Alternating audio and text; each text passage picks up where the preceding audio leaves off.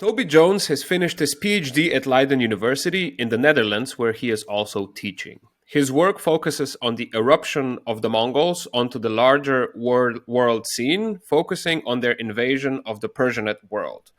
The topic of his research is loyalty in the Turco-Mongol world. Through this topic, he considers the Mongol invasions and their impact on the cultures around them. Mr. Jones, welcome to Eurotrash. Thank you. I'm super duper excited about this conversation, I can tell you. If we disregard the 20th century, the Mongols, at least in the Western kind of collective consciousness, represented the ultimate historical boogeyman, don't they? And I want us to kind of probe into that image and see if it's merited. But before we go into all that, we've got to clear up a common misconception.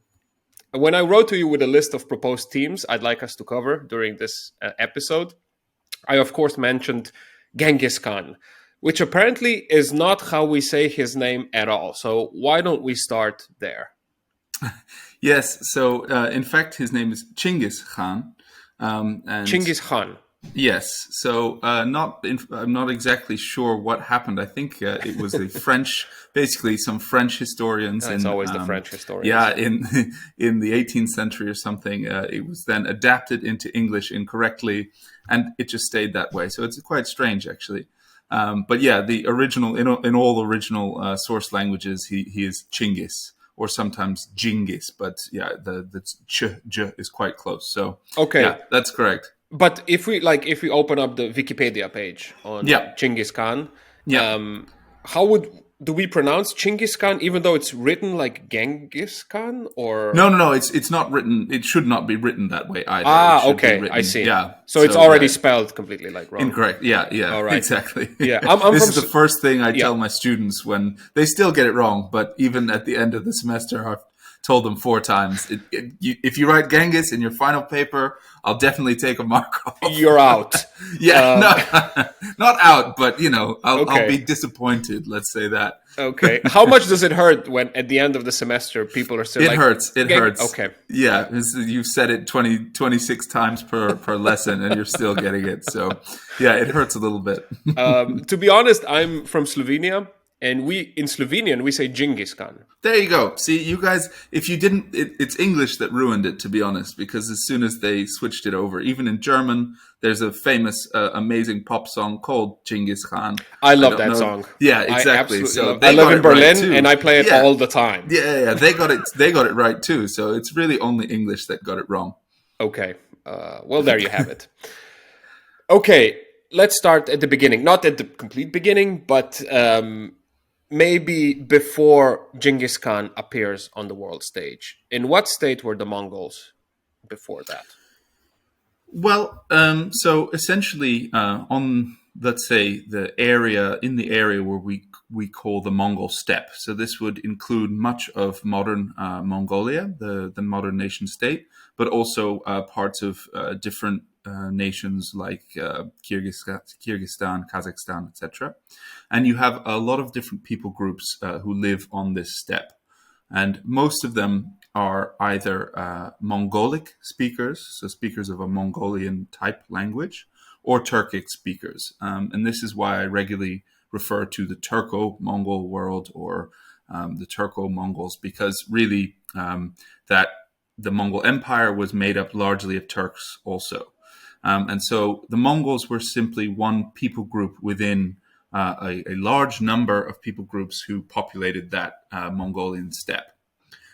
So before they had Khans in the past, but mostly quite, more regional powers. And at some stage, they, of course, were more powerful. And what essentially happened was that the government of North China, the Jin dynasty, they basically they manipulated these different people groups against each other to try and make sure that they never invade China. Exactly, okay. And there was always that risk, and of course, raiding was very common. Raiding for supplies, for trade, that sort of thing. And so the Jin were very aware of that. And as soon as one group became quite powerful, they would then support another group to sort of take them down. Wow, yeah, that's some Game of Thrones diplomacy. exactly. So actually, the sort of power that was around before the Mongols, one of the bigger ones, was the Tatars, and the Qin at some point had supported them, and then they became too powerful, and it was with their rise that the Jin began to support the Mongols instead to sort of bring them down. And the Tatars had also been responsible for the deaths of several of Chinggis's ancestors. And so, there was this sort of blood feud between the two people groups. But bizarrely, because they were sort of well known before the Mongols came around, when the Mongols began taking over the world, everyone called them Tatars or Tartars, which is the other name, which is very common. And that was linked also in the European mindset to Tartarus, so the hell of the classical world. So the Mongols are supposed to have come from hell, so the link was easily made. Whoa, badass. Yeah, so the Mongols are regularly called Tatars, and you'll still see this. I mean, if there's still, of course, an autonomous region of Russia called Tatarstan. Yeah. So the name is still powerful. Even though they called themselves Mongols. But what, they weren't one people, the Tatars and the Mongols? No, they both spoke a Mongolian language. Okay. But they were, rivals, enemies up until basically Chinggis's conquest, when he wiped out the royal family and then took in the people that they had ruled. Okay, so I'm sorry, I'm skipping ahead a little bit. That's this okay. is going to be all over the place because I That's want to fine, cover so much things. But so when eventually the Mongols invade China, they have a little bit of a reason to do that because, as you've told me now, the Jin kept them in a state of disunity for a very long time.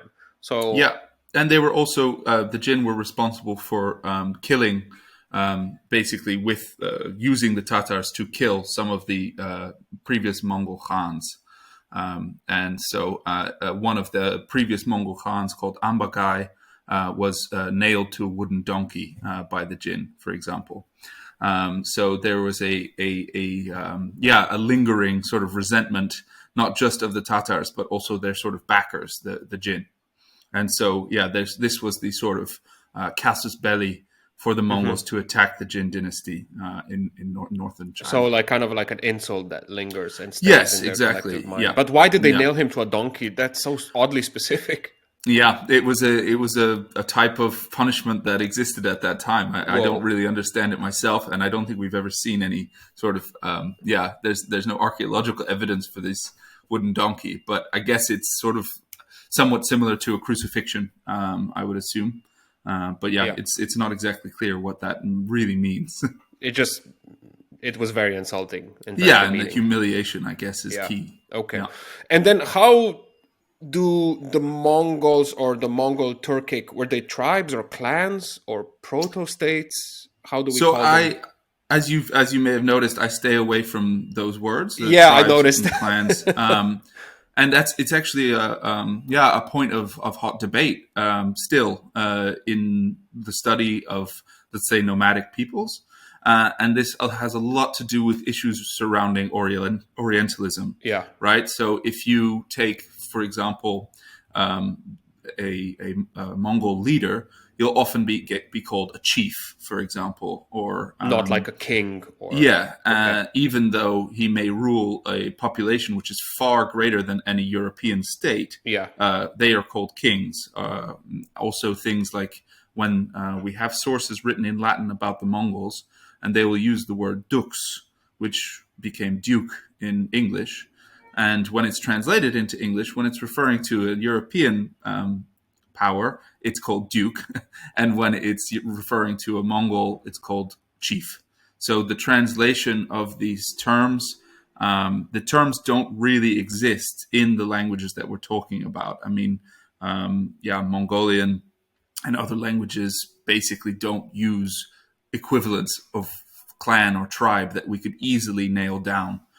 They're much more likely to use other terms that could be better translated perhaps as state or people. And so, yeah, I stay away from those terms. Many Mongol scholars are fine with them, Yeah. but I do think that it changes the way we think about. Of course, because chief that. then implies that this society is not as sophisticated as a society that has a king. And I mean, exactly. And the Mongols were, one of the greatest empire builders ever. And so to sort of use this appellation really sort of, devalues a lot of the impressive things that they have done. But also, it still is important in the world today, the way we think about people from, let's say, nomadic populations that we are not accustomed to. And yet we make these decisions about who they are based on the language that we use. And it conveys, like you said, this sort of lesser civilization or something like that. And that's really dangerous. So I try and stay away from that. And there are many people who do that as well. But yeah, I mean, it seems to be a little less powerful when you're talking about, of course, the 13th century. So that's something that could be discussed more. Yeah. Excellent point. So how do the Mongols get united from this state of war and of fighting each other that's being encouraged by the Jin? Yeah, so that's many different sort of aspects. Of course, Chinggis Khan himself, the sort of great unifier. If we're talking about so-called great man history, so this idea that one man or one woman could sort of unite the nation and basically decide. It's very difficult to ignore that with Chinggis because he does, take what are very many different people groups who seem to be largely at war and unite them. But he has help.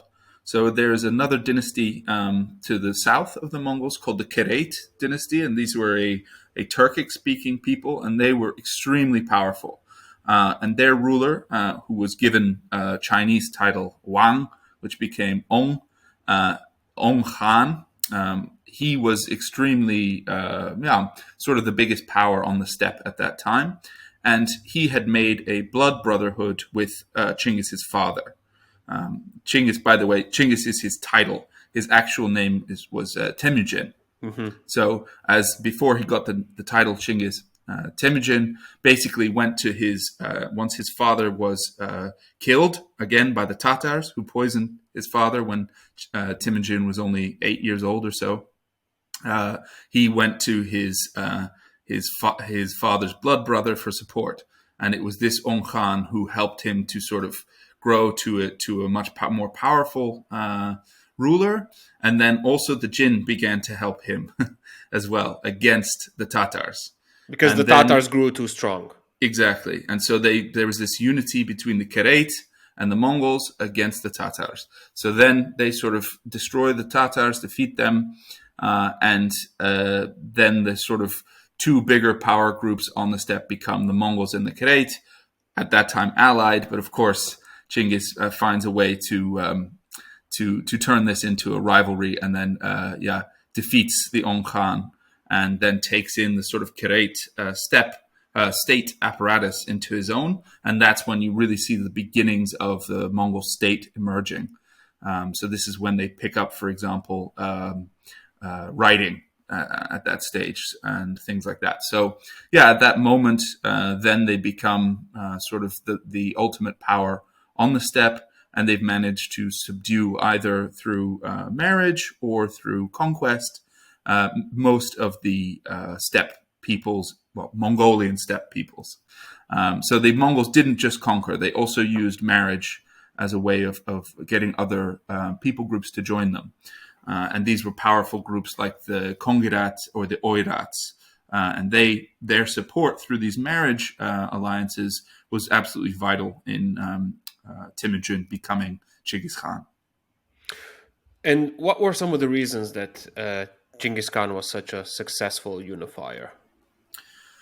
Yeah, the reasons given in the sources are regularly things. So this is something that I deal with, the idea of loyalty. And loyalty is a sort of two-way thing, that you don't earn loyalty by being a terrible ruler. You earn loyalty by being generous by taking care of your people. Exactly. So he was noted as being extremely generous to his followers, to giving them a much larger share of the booty that they captured in war than their previous rulers had done so. And so this was one thing that seems to be regularly noted. Of course, we can't discount the fact that the sources are now coming from the Mongol Empire, so they're sort of, it's in their interest to show him as this great ruler. Luck, of course, is key. He seems to be extremely lucky many times, and even when he's been defeated and has very few followers, he manages to bounce back. And also, he basically, one of the important things that about the Mongol army was the restructuring of the army. So much like other previous steppe empires which had existed, they used a decimal organization for the army. So you have units of 10, 100, 1,000, 10,000. And so you're then sort of tied into your smaller units. So punishment, for example, if any one of the unit of 10 fled the battlefield, all 10 would be punished. So there's this sort of group unity that was provided by this. Mm-hmm. And what Temujin did as well was to move people who had fought against him. He didn't keep them in their same sort of unit. So he spread them out. So he sort of breaks down somewhat the maybe cultural affiliation by spreading them out into different units. Those who joined him voluntarily, they were allowed to keep their sort of cultural affiliation. So you had several units of Oirats, for example. They were all together because they had joined Temujin willingly. So also the ability to show that if you join me voluntarily, willingly, without making me have to fight for it, you'll get great reward. And you'll be at the top of the sort of, let's say, the gravy train when things start flowing towards us. And when if you fight back against us, we will absolutely not show you any mercy. And this was a policy that was held not just by Temujin, but by all of his descendants. So this is a very common psychological warfare that they used, which was basically, if you fight back, we will annihilate you or annihilate your royal family, that sort of thing. And then it's supposed to encourage the next, let's say, the next people group or the next city to go easily and to submit. I wanted to ask about, what was it? There were so many things that you said that I wanted to be like, I want to ask about this. I want to ask. Yeah, go for I want to ask about this. But yeah, what about meritocracy in his army? Was it true that he kind of leaned more into meritocracy more than like noble birth, for example, when it came to commanders in his army or like lieutenants and all that stuff? Or we don't know much about that? Well, so the thing is that there is definitely, that's again a hot topic also, because he does, for example, mostly with the people groups who submit to him willingly, their elites are kept totally in charge. So they're not kicked out of their positions. Basically, there is a hierarchy. If you follow that, then it's all fine. But there was a meritocracy when it came to people, let's say, perhaps of lower birth who did particular service towards him. He would grant them a sort of a higher position. But yeah, it's a little bit difficult sometimes because of the language that is used to know exactly if that person was, really low in position or not. And so, yes, absolutely. If you did great service to Chinggis Khan, you would be promoted. And then there was also certain, let's say, positions that were given to you, which were not, let's say, to make you a noble, but to make you sort of stand out. So there was a position called the Tarkhan position. And this was a sort of hereditary award for loyalty. And this would allow you to commit up to 9 offenses against the Khan without being punished. But then also things like tax exemption, and that carried on to your descendants. So you'll see in later sort of generations that these people will still have this title, Tarkhan, and that really shows that they, how honored they were by this sort of this prize essentially. And so there was still a very important hierarchy, however, and things like one of Temujin's young friends was called Jamuka, and they had sworn this blood brotherhood, similar to the way his father had done. And then they became rivals. Yeah, and I think I saw the movie. Yes. So they became enemies, and later Jamuka, of course, fights against Temujin. Yeah. And he repeatedly they clash anyway, and then at some point, some of Jamuka's men betray him and bring him to Temujin. And he immediately has them all killed for betraying their rightful lord. So this idea, he doesn't want to break down hierarchies. He doesn't want to there's no communist or, he's not trying to make everyone equal. He's certainly trying to keep those hierarchies with him at the top. Because if those hierarchies break down, then that also undermines the sort of his own rule.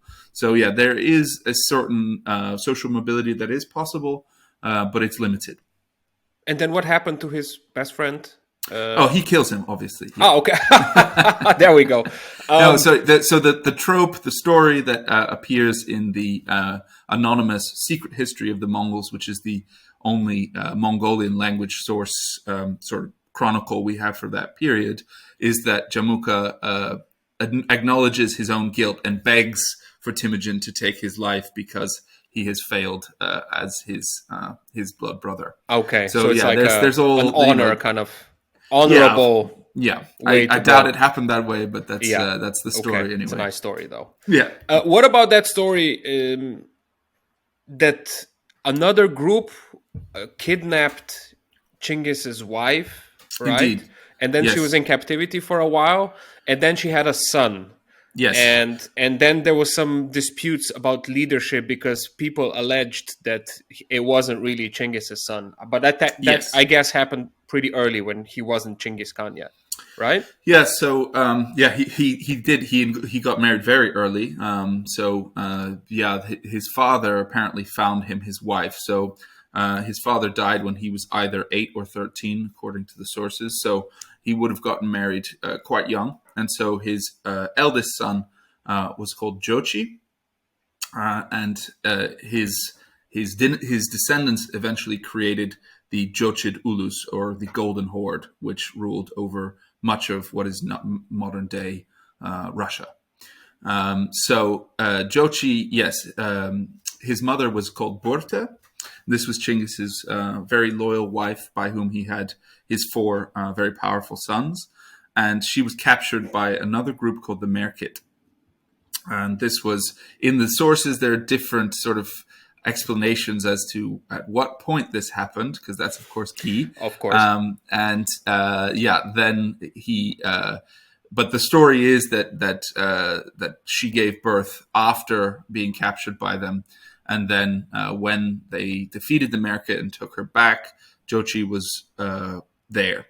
And so he was welcomed with open arms. That's one thing that's never really been in question, is that Chinggis, no matter what the situation may have been, Chinggis welcomed Jochi with... Accepted him as his own son. Yeah, he gave him all sorts of power. Gave him pride of place in almost every way. However, the fact that he didn't become the successor, well, he died before Chinggis, that also didn't help. But the fact that he wasn't, that he may not have been a potential successor seen by the Mongol elites may have been because of this bastardy. Okay. And one of the stories is that when the Chinggis called his sons together to discuss who would be the successor, his second son, Chagatai, claimed that why should we be ruled by this bastard of the Merkit? And so there's he, of course, as the eldest legitimate son, could have maybe assumed that he would rule. So the fact that he sort of called this out, and they seem to have had quite a rivalry, the two of them. And in the end, they sort of went for a third option in order to not displease the other two, which was Chinggis' third son, Ögedei. And how did you said that Chochi died before Chinggis? Yes. Was there any foul play there?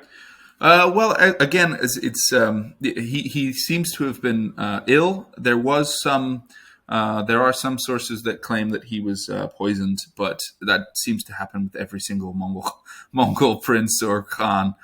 There's always they didn't seem to have led the most healthy lifestyles. And so the fact that they died at mostly young ages is not all that surprising. They drank, to excess on a regular basis. And so, there many of them basically seem to have died of, alcoholism, alcohol poisoning. I didn't know they were such party animals, to be honest. Indeed. What were they drinking? So that is, something I don't think I could ever stomach, which is called kumis. And that is fermented mare's milk. Fermented mare's milk. Yeah, horse milk that's been fermented. Ooh, yeah. And so it's essentially, I mean, I don't know if you've ever tried, a Turkish drink like ayran or... Yeah, of course, I have. Yeah, so it's a sort of somewhat salty, alcoholic milk. And okay. So, for me, absolutely not. But they absolutely loved it. And of course, it also has to do with what you can get hold of in a nomadic society, right? You don't have... they didn't really have many. They can't grow rice or grapes, so the alcohol that they can get hold of is usually based on milk, and so it makes sense that that's what they would drink. Then when they sort of conquered the more sedentary lands with rice wine in China, for example, or grape wine, they became obsessed with that too. So they weren't that picky in the end. Okay, so were they drinking? Were there special social occasions or when they were drinking like after a victory, or were they just like kind of sipping it kind of on the regular? Well, I don't know about sipping it on the regular, but there's certainly so basically one of the most important state functions, but also societal functions, was called the Kurultai, and this is the sort of the coming together of Mongol elites. And the big party of the elites. But it also formed. It's a party, but also the court, the parliament, the marriage hall. This is where all the important things in the Mongol Empire take place, and it's attended by pretty much all the elites, men and women, and often would go for months. And drinking was part of it, feasting was part of it the whole time. So it really is this sort of nonstop thing, and it happens twice a year, sometimes more. And so, this is definitely a key part of Mongol life. And of course, its state functions were incredibly important, but I think also this social function of sort of in a sense trying to keep the family together despite these big distances that they began to be separated by. So a lot of meat and a lot of alcohol at these occasions. Indeed. So I mean, that's the when you count can't me grow, in. Sounds well, like a bash, I don't know. Right? I don't know about that. If you read some of the European accounts of the travel that they did across the Russian steppe, there's a lot of meats that we wouldn't necessarily enjoy ourselves, like squirrel and things like that. So, they weren't too picky. They basically ate whatever they could get hold of or hunt.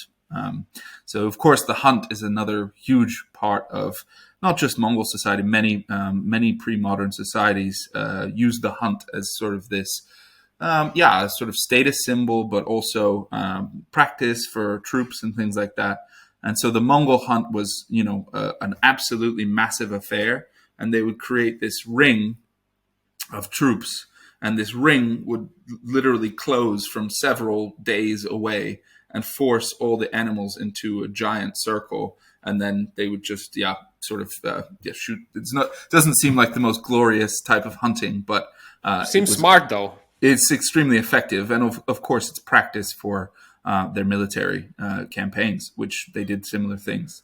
So yeah, it's all part of this important social cohesion thing. This is so cool. Like I Yeah. wish we could just dedicate the whole hour to Mongol feasting, just like an endless stream of questions that are going through my head right now. But okay, let's get back on track a little bit. I'm sorry. Sure. I just keep like poking at everything. No, that you it's say. fine. I'm enjoying it. Okay. So once the Mongols get unified and start conquering these like other empires, especially because we have some really sophisticated societies like in China, and then we have the sultanates. So I have a couple of questions. Number one is, what was their ideology that they used to justify kind of expanding and conquering other people? Did they even need one, or was that just like a fact of the times and the world that they were living, or did they have like a special mission that was fueling all that? Well, so there's I think at the beginning there's definitely a so if you look at the original conquest, the first conquests, they're against the Jin, so you have this sort of revenge thing, and there always does seem to be at least a claim for a cause. So that would be one. Another very major one was harboring Temujin's enemies. So, of course, many of the people groups on the steppe fled when they started to realize how powerful that Temujin had become. And so people groups like the Kipchaks or the Naiman, they fled to their leaders, and many of their soldiers fled to other states. And so the accepting of these refugees was used by Temujin as a reason to attack. So after a certain point, he would say, well, you harbored my enemies, and I want to defeat them. I want to, and this is part of this ideology that at first seems to have been, in the secret history of the Mongols, he claimed to want to rule all the people of the felt-walled tents. So essentially all the people who share that nomadic lifestyle of the steppe. However, eventually this comes to be something bigger. And either under his son, Ogedei, or before, there seems to be this sort of, development of a more universalist ideology that we're sort of destined by heaven to conquer the world. And a lot of the, let's say, the letters that are exchanged with different rulers, like the Pope, for example, they have this sort of formula as by the will of heaven. And essentially, it's somewhat a Chinese concept, right? This mandate of heaven. I'm sorry, the Mongols exchanged letters with the Pope? Indeed, yeah. Oh, wow. That's just blows my mind right there. Yeah, so at some point, when the Mongols moved into, first they were chasing the Kipchak through the Russian steppes. And the Kipchaks kind of... kept going west, indeed. Kept going west and came to Hungary or Poland or something, right? Yeah, they took refuge first with the Rus princes. So Russia is not a country at that time. It's just a sort of sequence of principalities. They took refuge with them. The Mongols chased them there, took over the Rus, the regions of the Rus. Then they fled even further, all the way to Hungary, where the king accepted them. Bela IV accepted them. And then this was used by the Mongols as a reason to then attack Hungary. And so after that, when Western Europe sort of suddenly realized what was happening, there was this sort of frantic scramble for information. And that's when the Pope sent certain, it's someone, I read a book recently that called him the most unlikely James Bond ever, who was a very overweight priest, was sent to visit the Mongols. And his name was John of Plano Carpini, a Franciscan monk. And he was sent to find out what he could about the Mongols. So he went in the 1240s and went all the way to Mongolia and delivered the letters from the Pope to the Khan at the time, Guyuk, and then went back all the way back with his responses. And then in the 1250s, another monk from Flanders, William of Rubruck, went as well. And so there's sort of there's a sort of demand for information as they're going out to try and find what has just happened. So we have a lot of interesting accounts from these European sources as well. And they sort of bumbling their way through Asia and committing all sorts of faux pas, not knowing things. And I'm sorry, but this just sounds incredible yet again. That this fat Dominican friar was like the agent who was like an intelligent agent who was collecting, who was going slowly towards the Mongols and collecting information, drunkenly making his way, making all sorts of faux pas. What kind of faux pas was he making, for example? Do you know I mean, it's just obviously confusing people groups and things like that. And there's a sort of Mongol taboo about stepping on the threshold of the tent. Mm-hmm. And this was so he does that, of course, and there's all these things that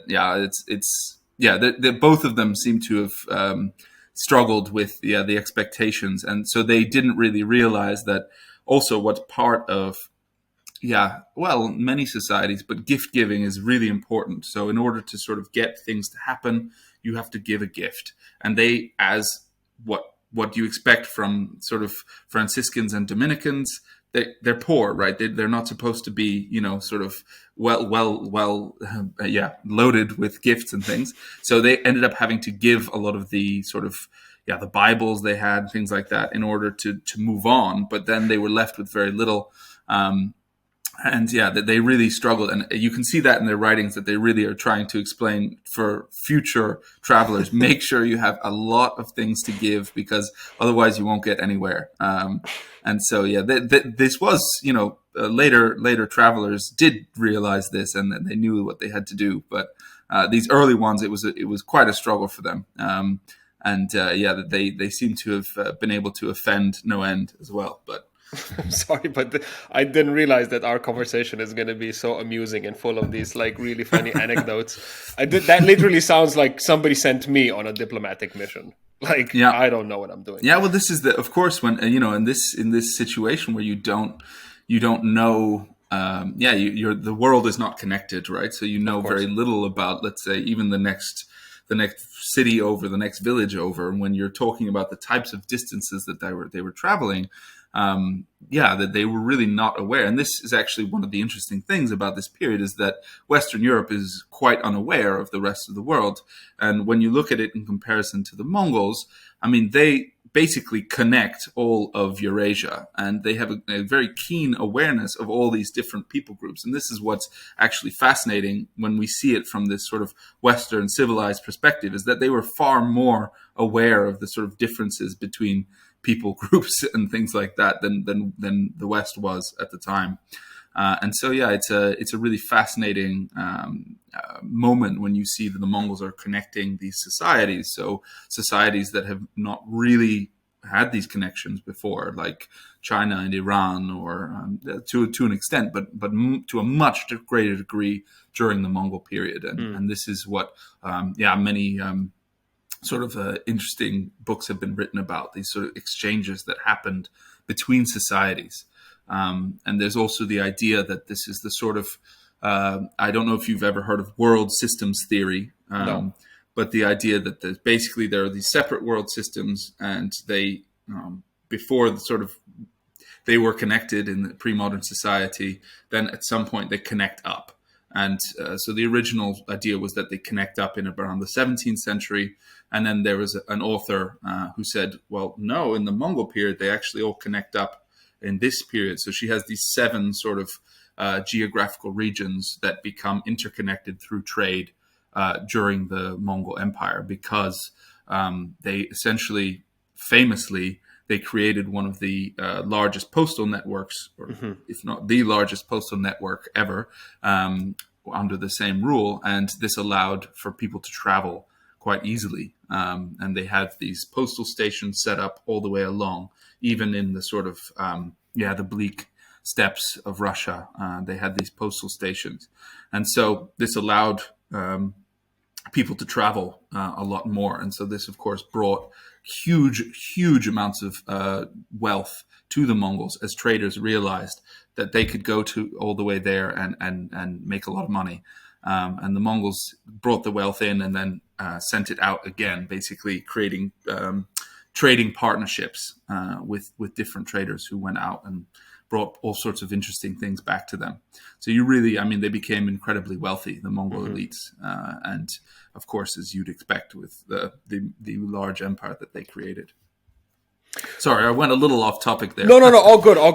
I'm going to bring you right back. So why didn't the Mongols conquer Europe then? Were the Pope's letters actually effective? Probably not, right? No. So the Pope's basically, the Mongols basically kept essentially demanding his submission. And they believed this is where they definitely had Europe wrong. They believed that the Pope had actual power and could force the other kings of Europe to submit.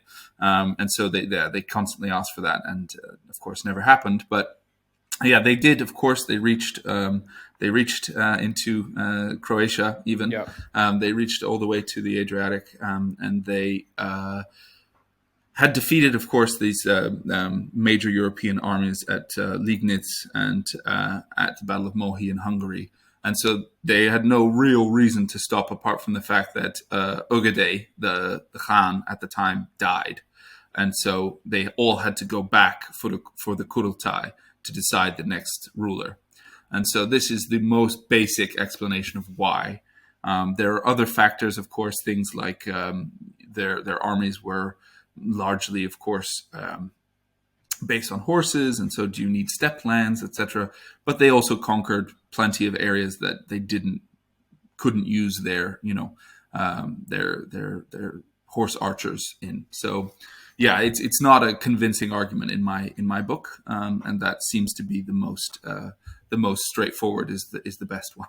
But how come they didn't come back after the feasting and choosing the new Khan, right? Or sorry, Genghis. Yeah, so I mean, there was a sort of a bit of a lull period in the fact that Guyuk, who succeeded Ögedei, the third Khan, only lived for a couple of years, and then his wife took over, and she ruled for a couple of years as well. And so there's this bit of a lull in the 1240s, and then basically what happens is there's a coup, and the descendants of Ögedei, who had been chosen to rule, are overthrown. And Tolui, Chinggis' youngest son, his eldest son, Mongke, becomes the next Khan. And he sort of changes the goals. So he's the one who sends the two biggest invasion groups. And that one of those is to conquer the Sung dynasty in southern China, and the other with his brother, or both of them are led by his brothers. The other goes west under his brother Hülegu to conquer, in essence, the assassins, the Ismaili assassins in the Middle East, and the Caliphate of Baghdad. And so these two things are the sort of big projects of. So this is the infamous siege of Baghdad, then. Yes, yeah, and Mongke in fact dies before either of them are completed, but those are completed by his brothers in the end. But by that point, the Mongol Empire is no longer a united entity. Okay. So it dissolves in around 1259 when Mongke dies. Okay, just going back to Europe just one last time. Yeah, sure. I've heard a podcast once, and I don't know if the guy was a historian. I don't think so, but he referenced some historians that allegedly say that Europe was kind of like a third-rate power at the time, behind this flourishing Islamic empire, as well as behind, of course, China, and that its eventual kind of elevation to the status of a first-rate like power was possible only because the Mongols have single-handedly conquered and shattered both of these powers. What do you think of that theory? Does it make any sense, or? Well, I mean, Europe is not a power. That's one thing. Okay. Europe is incredibly divided at this point. There's no, even of course when Europe becomes powerful, it's individual nations that become quite powerful, right? I mean, they're not doing it together. The thing is that you could say, the Caliphate, for example, which is this great power in the Abbasid Caliphate, which has ruled for 500 years or so. I mean, the Mongols destroyed that, but it was already a sort of a shadow of its former self. And I mean, calling Europe a third rate, I would say Europe is about a sixth rate power at this point. I mean, you have many other states. So of course, China is not one state at this point. There's 3 states there.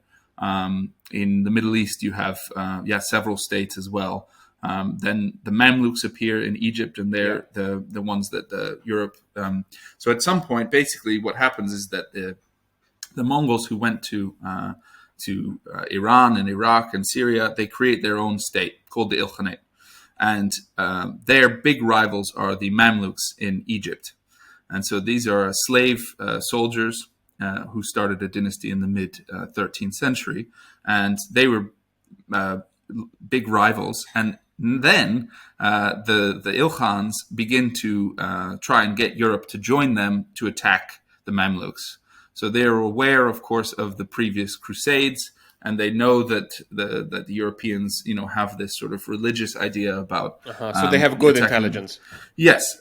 So it never works. It never pans out at all. But there were these constant letters going back and forth to try and coordinate. To coordinate an attack on the Mamluk state. So this is when the period of where Europe and the Ilkhanate are sort of trying to get together to gang up on their enemies, the Muslim Mamluks. Yeah, so I mean, I think there is a book, a famous book.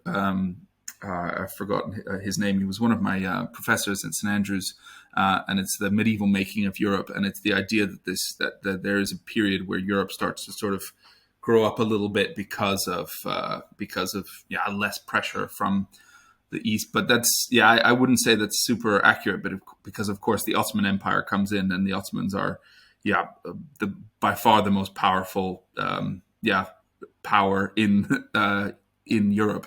So that doesn't really pan out in my book. It's really the discovery of the New World and the resources that provided, and the technological advances that happened later that really allow European powers to become what they were. You could say that began with the Mongols, because things like Christopher Columbus had a copy of Marco Polo's book when he went on his journey. So he was trying to find this mythical China that Marco Polo had described. So there is this sort of, there is a linking effect in a sense, and the sort of Europe finds out about the wonders of the East in this period. So how rich the East is, and how all the European travelers who go to China, for example, are absolutely shocked by the size of the cities, because they're used to tiny things in a sense. And it's one of the sort of fallacies. It's you're thinking about London and Paris as these great cities, but in this period they're minuscule compared to what can be found in China. So it's an eye-opening moment for Europe. That is absolutely true, as they start finding out way more than they ever have about the East. And a lot of so even within the let's say the travelogues that are written, there's this sort of development, and it becomes less and less fantastical. So there's a sort of trend in Western Europe to write pure fantasy about things you don't know, right? So you have this sort of, the idea, the Greek idea of the 7 climes and the center, and then as you go out, more and more crazy things start happening, like the dog-headed dog-headed people, or the people with a foot in the middle of their stomach, and things like that. And so John of Plano Carpini, the first European traveler to go to the Mongols, he still is writing about these dog-headed people living just beyond. That's the James Bond, the fat monk. Yeah, right? yeah. So they're living just beyond where he's actually been. So he keeps pushing the boundaries, but they're still there.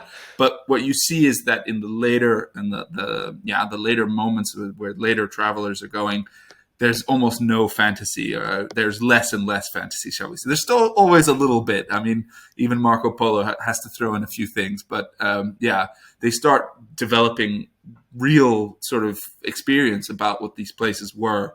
And yes, that does lead to a very, a trend. You could say it led more, let's say, it could have influenced the Renaissance more, in the sense that, fashions, for example, from the East became popular in the West, wearing Tartary cloth, for example, or even the hats that women wear apparently may have been modeled on the Mongol women's hats. So there is this, it's basically what I was talking about, this greater interconnectedness of Eurasia that happens at this point. And so there's a great deal more info that these people have. Okay. And that's maybe why there's more sort of desire to explore. Yeah, that quote unquote theory did seem like way too simplistic. Yeah, I mean this is the thing, of course, because the Mongol Empire is this massive thing that takes place, and is so, let's say, shocking to certain Europeans. That there is a tendency to want to what happened, but of course historical processes are quite slow, and that doesn't always lead to immediate results. So I mean, you could say that began, but doesn't take place for another several hundred years. It's something. But there's always other aspects you can talk about too. How did the Mongols manage to conquer all of these vast empires? There were like different types of armies, from Chinese dynasties to sultanates, and then we have European armies. But the Mongols just conquer kind of seemingly at will all of them. It seems like in a video game, when you're playing like a strategy video game and you just put like cheat codes in and then you can defeat anybody with taking no damage. It just seems like that. Why was that happening? Yeah, I mean, I think it's a fallacy to say the Mongols never lost. For example, they did lose battles. They did give up. They were never able to defeat the Mamluks, for example, and this is partly to do with the fact that the Mamluks fought very similarly to them, using horse archers, etc. So that they didn't really end up, having an advantage against the best. Let's say Mongol troops are the best for open combat, so on the steppe. So if you meet them in a sort of open area, it does seem like a cheat code, because basically they don't, they just use overwhelming numbers of horse archers who charge in, shoot several times more over their back, and then go back and then get new horses and do it all again. And this is pretty overwhelming for, slower forces like infantry or heavily armored cavalry. But then the most important thing is adaptability. So they take on the forces of other groups and use them to attack areas that they are not used to fighting in, for example. So they use Chinese naphtha throwers. They use those in Iran. They use Middle Eastern catapult makers to attack cities in China. So there's this sort of constant, I mean, this goes for most successful empires. The Romans did the same. They integrate new technologies into their armies like super fast and use them immediately. Okay. Yeah, and also the let's say the more cynical thing, which is to use those troops first. So they would take a city, enforce the levy upon them, force them all to join the army, and then use those people from that city to take the next city down. And so they're the sort of arrow fodder going into the next city, and then the Mongol troops are mostly preserved.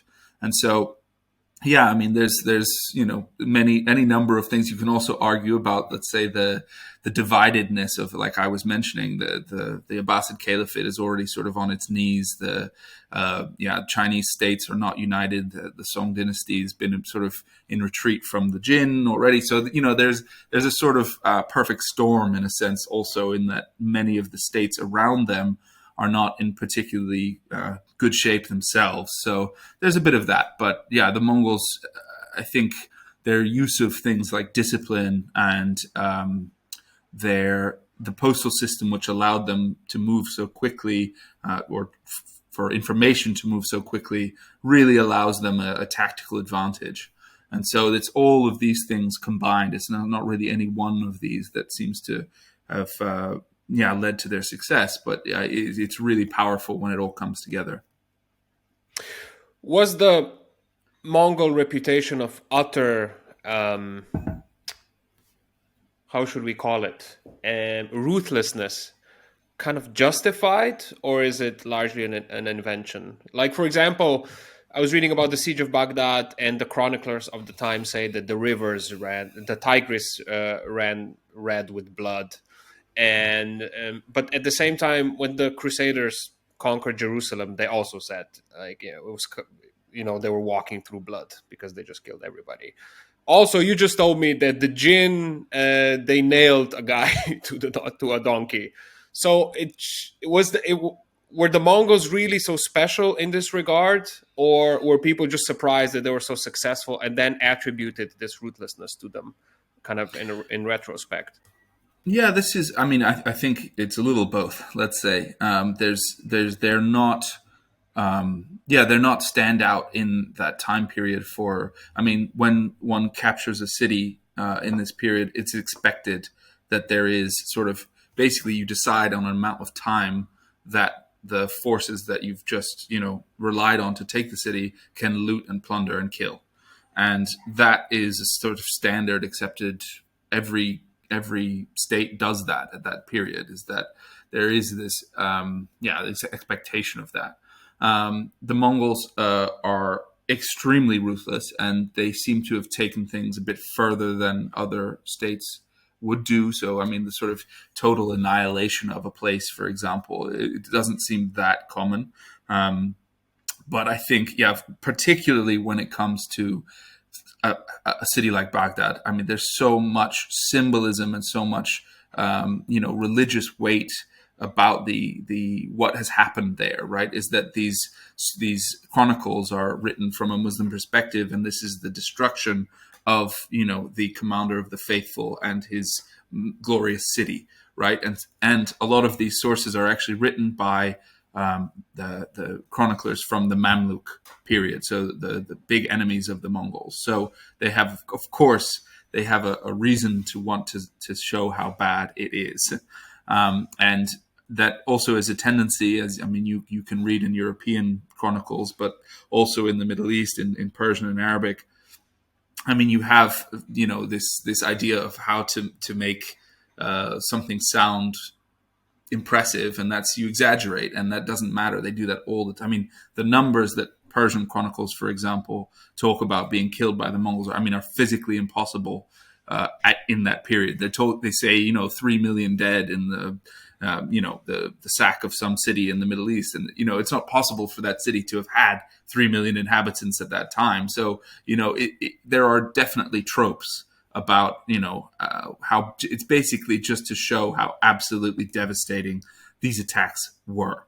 And so that there is a sort of, because the Mongols were so successful and took it to such extents and went further and further and further, that of course the thing is that you have stories not just from one group of people. It's from Armenian chronicles say the same, European chronicles about the sack of Kiev, for example, or the Novgorod chronicle about some of the attacks on Rus cities, Chinese chronicles. They all say the same thing, which is what? Which is that these are the worst things to have ever happened to us as people, And so basically just killing everybody in the city. Yeah, but this is the thing, of course, is that when you look at it, if you see that, hang on, the city that they've just talked about as being, let's say, wiped out, seems to be their sort of base for the next 30 years. I mean, cities like Bukhara and Samarkand, which are some of the oldest sort of trade hubs of the Silk Road, so to speak, they continue to be vitally important for the Mongols, and they're their sort of biggest source of revenue. And so if they were completely destroyed, they couldn't be used as, and you talk about, even later they'll say the same city was besieged and similar numbers of people were killed. And you're thinking, but if they were all killed 10 years before, that's not really possible, right? Mm-hmm. So there's always a bit of hyperbole. You can never underestimate that. But of course, the Mongols, we do have this information from all sorts of sources. So you can't ever say that they were that they were not ruthless, or that they didn't destroy a lot. So there's this sort of the game that these chronicles are playing, and that's trying to show the sort of the absolute devastation that took place. But taking them literally is much more difficult, and you do have to be quite circumspect when you look at the numbers, or look at the phrasing, the rivers red with blood and things like that. So, I mean, we do have, for the sack of Baghdad, for example, we have sources written much later and sources written at the time by people involved. And the people writing at the time who are involved say that they killed for 3 days or something like that. So they don't hide that fact. It's not but that is normal. Like I was saying earlier, it's that it was expected. A lot of the forces that were used to capture Baghdad were Christians and Shias as well. So there's this sort of resentment of the Sunni power that has been held over them for a long time. Some of the Georgian and Armenian chronicles, for example, are absolutely thrilled about the sack of Baghdad, and they're, very glad to be taking part. So there is this sort of, there's, of course, you always have to think also about the bias of the authors who are trying to show one thing or another. It's a game that is always played by those chroniclers, and one that we have to try and play as well.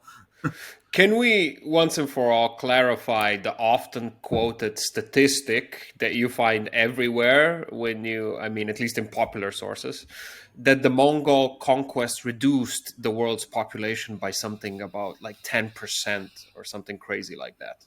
Where does this come from? Yeah, I mean, this comes from, I would say, the sources that I've just been mentioning. Okay. And the problem is that you can't know. I mean, you can't know the numbers really. And that's really does provide you with some difficulties, because you can't ever say how many, of course, what regularly happened was that the Mongols would conquer a city, kill those who, were, let's say, soldiers or had actively fought them. And then they would take people away also. So they often took craftsmen and artisans. They took them, let's say, back to Mongolia, or moved them to China and things like that. So Ögedei was the first to build a city, the first Mongol ruler to build a city. He built the capital of Karakorum in the 1230s. And he used, of course, a lot of the artisans and craftsmen that he had taken, or the Mongols had taken, from their captures of northern China and of much of the Middle East. And so, yes, you could say that the cities also probably were, changed quite a lot by that, in the sense that maybe they wouldn't have been completely destroyed, but if you take away a lot of the, important members of that city, then there may be a sort of lull. And you do see that certain cities, for example, seem to have gone down quite drastically after the Mongol invasions. And then also one of the more interesting things, at least when it comes to the Middle East, and this is a much talked about thing, is the destruction of irrigation canals. So, of course, much of the Middle East is not, that humid, not that wet. So you make use of what are called kanat, so these underground irrigation canals, and they really did help to keep that area fertilized and irrigated. And the Mongols did destroy some of these intentionally. We do have information about that. But also, they, of course, killed many of the people who took care of them, and they need constant upkeep. So there is a belief among some that the Mongols irrevocably changed the sort of climate there, or because of the way that they acted, and without this sort of constant protection of this irrigation, then it sort of fell apart. And we do have, geographers who traveled in that area before the Mongols, who said it was very fertile, very green, and then geographers after who say, it's been destroyed and things like that. So, it's hard to, they might not even have known what they were doing. Some cases they clearly did know, and are trying to, use this sort of psychological warfare to become successful. So that can never be known, but they certainly were extremely devastating. That's without doubt. You mentioned that there was a woman ruling in between. I don't know which period exactly were we talking about. After Genghis Khan, I think. What was the role of women in Mongol society, and how socially mobile could they be? So, Especially if we compare them to, like, I don't know, medieval Europe. yeah. So this is actually something that I'm planning to research a bit more in the future, and that's the social mobility aspect. But there's been more and more studies about Mongol women. But yeah, there were particularly a few who became extremely powerful. And this would be one was called Toregene Khatun. So Khatun is the sort of equivalent to Khan. It's the female, the elite woman. Chinggis And Khatun. no, yeah, that doesn't exist, sadly. But Oh, okay. it's their I wives were tried. given that Yeah. title when they married, and so after Ogede's death, so in 1242, his wife Toregene ruled as the regent for 5 years, and then after Guyuk, his wife did the same, and that also took place in some of the successor states of the Mongols. And so you had quite often there would be women who ruled, let's say, on their own, but they were also a key part of the Kurotai, as I was saying. This I don't know why my computer is deciding to try and update everything now. Great. But no, so they were a key part of these the meetings and discussions about policy, making policy, conquest, all these sorts of things. And so they have a very important role within the empire itself, and this is linked to their role in society. In that, in Mongol, let's say nomadic society, they have a very important role in maintaining the camps themselves.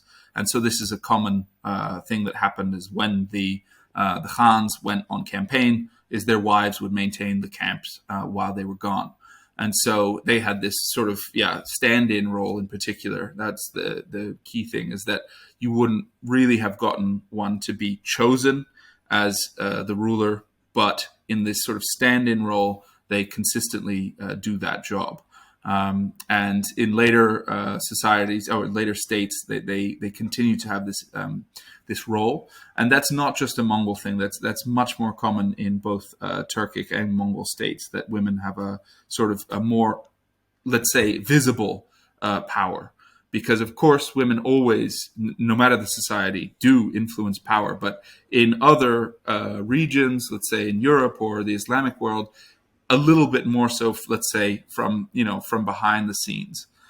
Whereas in the Mongol world, in the Turkic world, it's very, very out there. And Okay. this is quite shocking to many of the historians who are writing about that, of course, because they're not used to seeing women, take the main stage. And of course, this does lead to some very negative portrayals of them.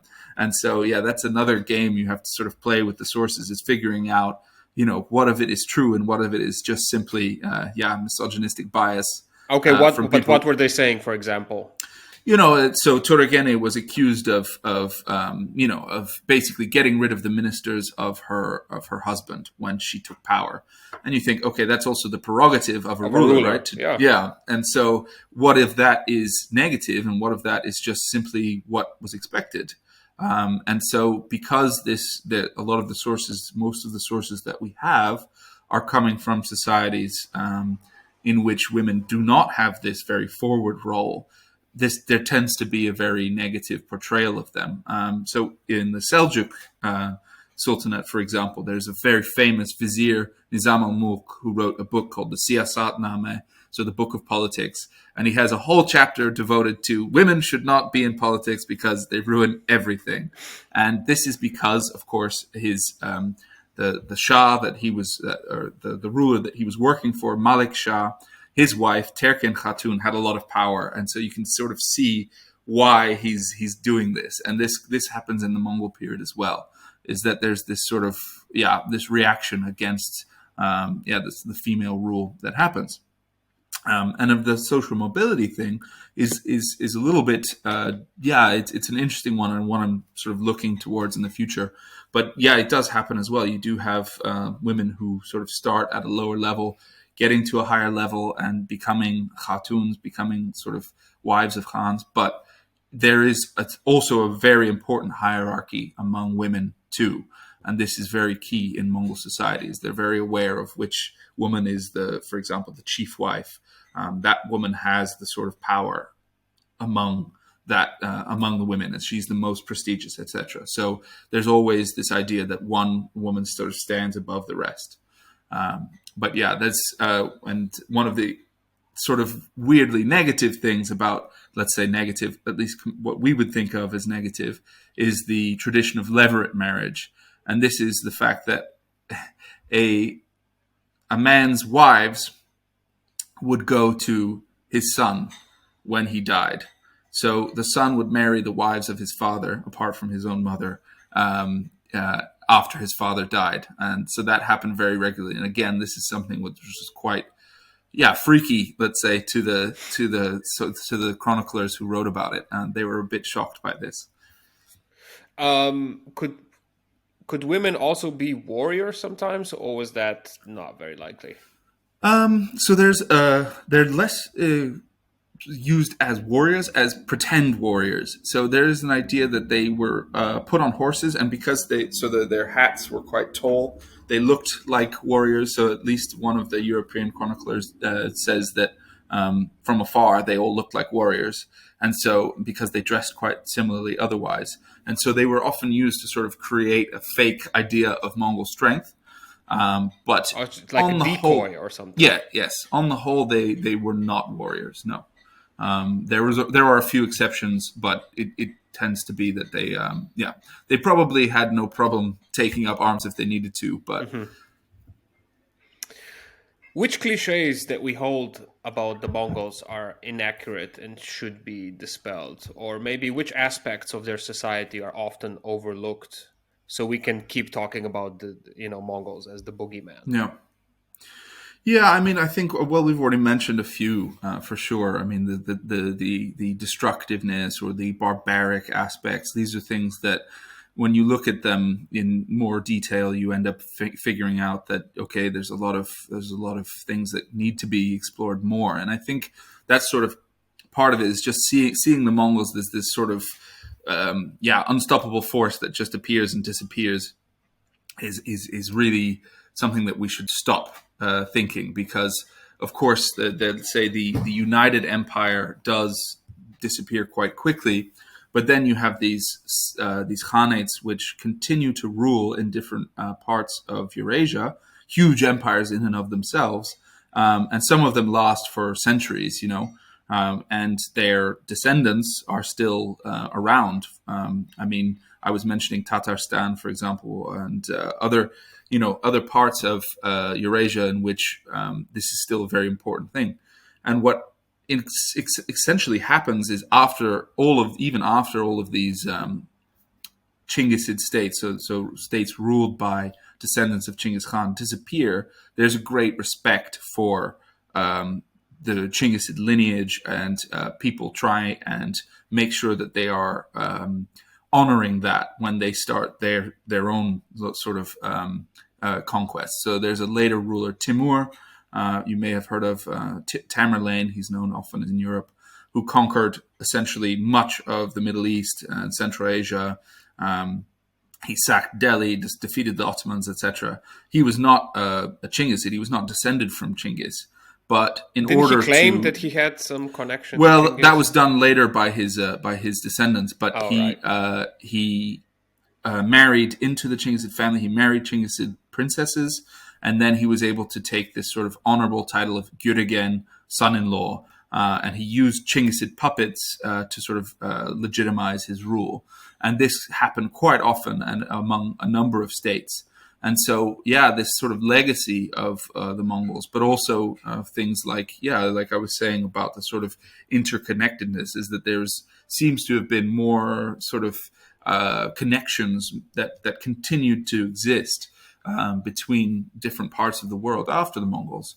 And so, the idea that they were this sort of barbarian invader and didn't have any lasting effect beyond that is one that should be very quickly dispelled, because they have a huge impact. I mean, you should expect it, right? With a an empire that big, but some of the ways in which they had a really huge impact are somewhat quite interesting, and they're not always in ways that you would expect. I mean, even in countries like Russia and China today, they remember this heritage. The Mongol heritage is quite negative, but also as a moment in which they sort of became unified. So the Mongols are sort of famed in China for uniting China, even though they were not Chinese themselves. They actually brought almost all of what is modern day China together, and this had not been the case for many, I mean, ever really. And in Russia is the same, is that even though the Mongols were extremely devastating in Russia, they ended up supporting the city of Muscovy and supporting the Orthodox Church. And these were the two sort of basic, pillars of the later Russian Empire. And so, there's a sort of, a very interesting dynamic between nation state building and the Mongols, where they're often thought of in extremely negative terms, but they still manage to have this very influential relationship that tends to show itself in weird ways. And so I think just sort of trying to look at the Mongols less from a just a sort of shocking aspect, and looking more into the details in order to understand. This is somewhat what I do, understand what they gave, what they, how the connections happened. Even if you never ignore the fact that they were extremely violent. That's something I try not to do, because it is a trend nowadays to just talk about the good parts. Okay. But I try not to do that. I wrote my master's thesis. It was called A Pox on the Pax, because the Pax Mongolica was something I found very interesting. This idea that, like the Pax Romana, and this idea that they sort of made everything better. But then you look into the sources and you see that even after they took over, there's a lot of negative things that happened because of their rule. So I never. Okay, such as we just have to pry a little bit here, because since it's sure, part of your research. I mean, it's something I looked at before, but so I mean, one of the big things that people like to talk about is the importance of trade, and how trade became so big in this period in a way that had not been previously. And yet, really, that trade benefited the traders and the Mongol elites. And that's pretty much it. And if you look at for example, the postal network, which everyone talks about as this amazing thing, and in a sense it is, the fact that the Mongols used the people living in that area to support that network. And that was a huge demand on them.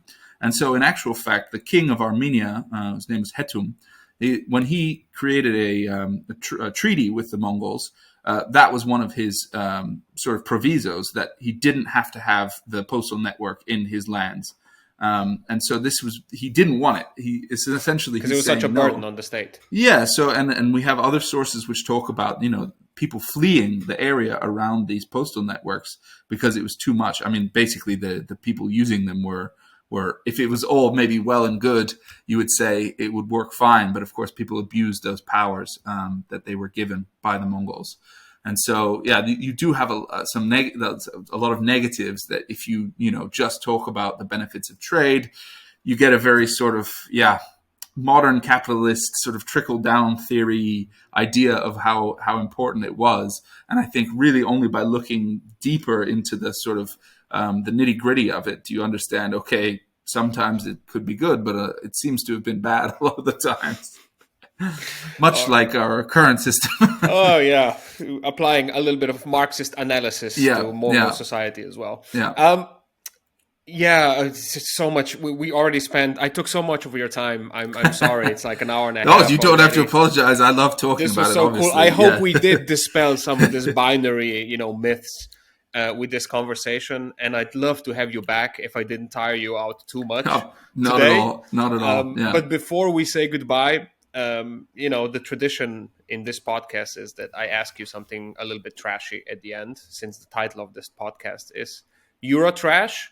So I was just thinking, as a Mongol warrior, could you be like cutesy sometimes? Could you put like flowers on your in your helmet?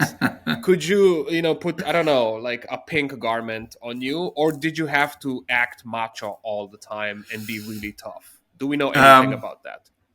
Yeah, I'm not sure. I've never seen anything about Mongol dress ever going to those interesting ways. Sadly, Okay. but yeah, they definitely had a sense of humor. That's the key is that one of the rulers Ogade, I told you that he liked to drink, and there was apparently, this is probably an apocryphal story, but one worth Let's sharing pretend it's true. nonetheless. Yeah. Was told that in order not to die early from alcoholism, he should reduce his consumption to 1 cup a day. So he decided to make his cup much, much bigger. A mega pint. Exactly. So Okay. I'm just envisioning a sort of thing like this, and you just Yeah, like a meme. Yeah, exactly. Would they laugh at themselves, or was like saving face really important in that culture? I think, Or that, were they like roasting each other a little bit? Because I had a Viking historian on the podcast, Professor Nordvik, a while back, and he said that it was possible in the Viking era in one context, and that was if you went straight to the king and you were roasting him in verses that were very witty. Then you could get away with it and also get a prize for that. But that was kind of the only context where that. Well, yeah, I mean, there is a lot of, in the secret history, for example, there's a lot of poetry, and of course, it's not a written culture, so we may not know how much was there, but there does seem to be quite a somewhat complex. It genuinely, you see their humor, and it doesn't seem to translate because it is being translated, and it never makes sense. But there does seem to have been plenty of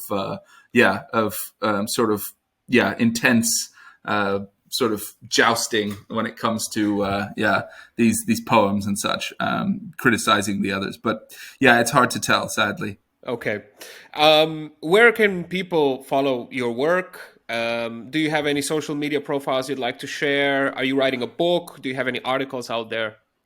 So I'm sort of just because I've finished my PhD, that I would hope would become a book in the near future. I have an article in the journal Iran that's about Mongol loyalty, and that one is sort of quite a broad scope view of the sort of different objects of loyalty. So who should you be loyal to?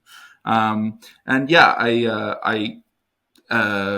think maybe just we'll hear more at a later date about my own work. But for now, I think I'm on LinkedIn. That's probably the best way for now. Toby Jones. But yeah, that's the key for now. Thank you so much. Thanks again. Thank you for your time. Yeah. This was absolutely amazing. I really will force to have this conversation again. Maybe we can narrow it down a little bit more. Sure. I won't be so all over the place. Easier as well. Yeah. Yeah. So thanks again. No problem.